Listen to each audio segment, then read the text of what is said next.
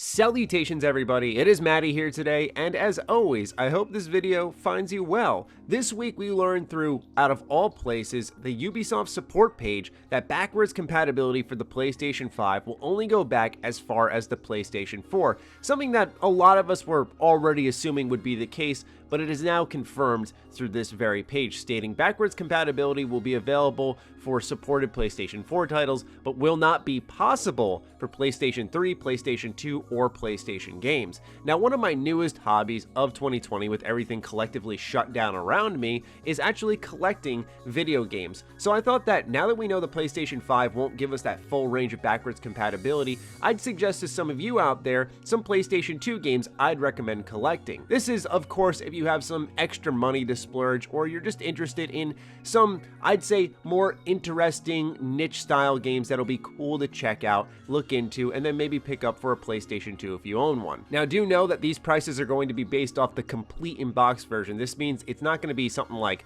this disc here. It's going to be along the lines of the case, the manual, the disc, any little doodads that came with the original launch of the game. It adds zero value to it, by the way. It's just cool to have as a collector. Anyway, enough dilly-dallying. Let's get into it, starting off with Dirge of Cerberus Final Fantasy VII. So this is a spin-off, right, of course, Final Fantasy VII, but it's a third-person shooter where you play as Vincent Valentine. Now, look, I got a little man crush on Vincent, I'll be honest with you guys. His aesthetic, his outfit, his story from the original Final Fantasy game just really spoke to me when I was in high school and played this game for the first time. And being able to have a whole game based around him, it doesn't really feel like something that should work, and in a lot of ways it doesn't. There's a lot of jank here, but it's the beautiful PlayStation 2 style jank where you can just accept it. Now, currently, Dirge of Cerberus Final Fantasy VII is on a bit of a dip when it comes to prices. I picked up my copy for $23 on eBay when it was going for about $30 to $35 complete in box.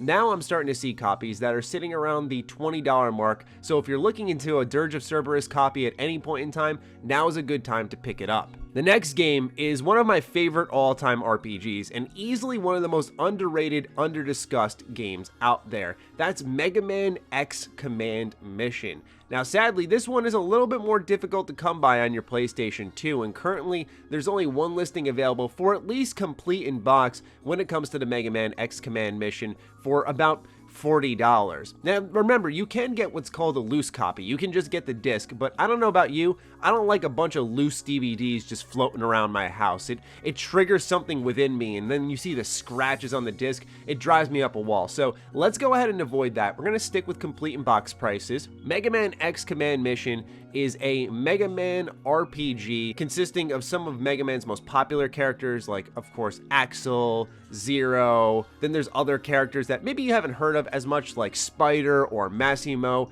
And there's a legitimate good story behind this. At times it's a little cheesy, but I thought it was kind of charming, especially for a Mega Man game, and it really built the universe a lot more. It gave it more scale, gave it more scope that the Mega Man universe, I feel, always needed. There's only so much that can be told to you and left to your imagination through the 2D planes that we're most familiar with Mega Man in, but Mega Man X Command Mission is a game that I wish to hopefully see one day go through the PS2 to PS4 program or return via an HD remaster. Man, what a great game. The cel-shaded art style still holds up to this day. There's a lot to love about this game between its progression systems, its story, its gameplay. So if I'm going to recommend any game on this list, for sure, it's definitely Mega Man X Command Mission. Next is the eclectic superhero games that you really find at home on the PS2. One of those, and this is also available for the Xbox 360, the Incredible Hulk Ultimate Destruction. Now, we've got other ones like, say,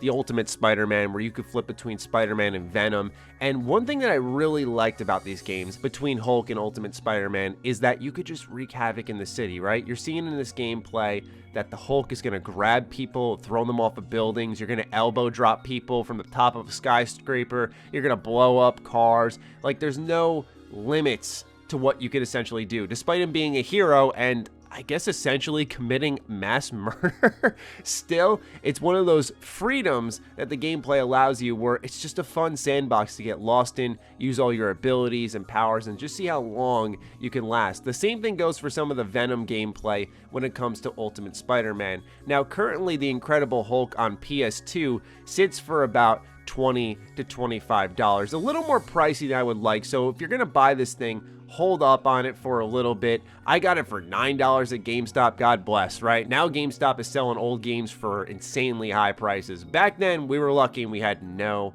idea. Now, the last two games I want to recommend are a special series of mine. You guys know me. I'm an RPG guy. I love role-playing games, and these were some of the most definitive style of games I've played. Now, most are familiar with, say, Diablo, this style of battle camera, the killing, looting, repeating, and going through the game over and over. On PlayStation 2, there was a nifty little series called Champions. Now, they had Champions of Norrath, and then there was the sequel called Champions Return to Arms. What was cool about Return to Arms is you were actually able to import your save from the first game and carry on your character's legacy. Now, these are exactly what they look like, very much inspired by the likes of Diablo. There's also games on the PSP known as Untold Legends, such as Warrior's Code. There's the Baldur's Gate Dark Alliance series. All of these games in this little pocket created some of my favorite co-op gaming memories. Now, they actually do have online co-op. If for some reason you'd ever set that up for your PS2, I don't know why.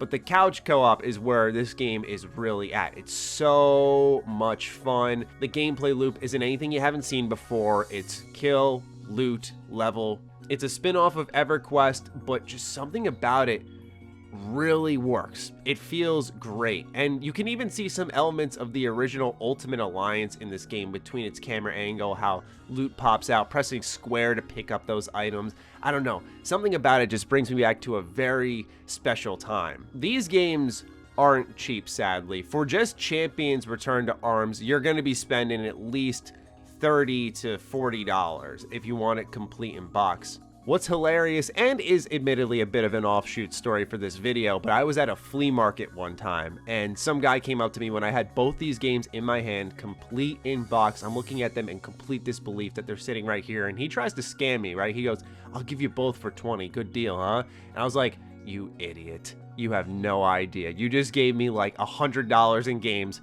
for a fifth of its price." So anyway, these are just some games that I'd say keep an eye out for, maybe consider collecting, because I imagine now that we know that the PlayStation 5 is not going to support that backwards compatibility, collecting games is going to become more of a phenomenon, and you don't want to have that moment of going, I should have just gotten on it when I had the chance. So if you got some extra money to play with, you got a PS2, and you're looking to build out your game collection, which is something I've been doing for about the last year, it's a really satisfying hobby. I would really look into it, because I'm one of those fools who pretty much traded away their entire game collection to get an Xbox 360 when they were in 6th grade. Not a good choice, but you know, we make mistakes, we learn from them. Here I am enjoying myself to some extent in 2020.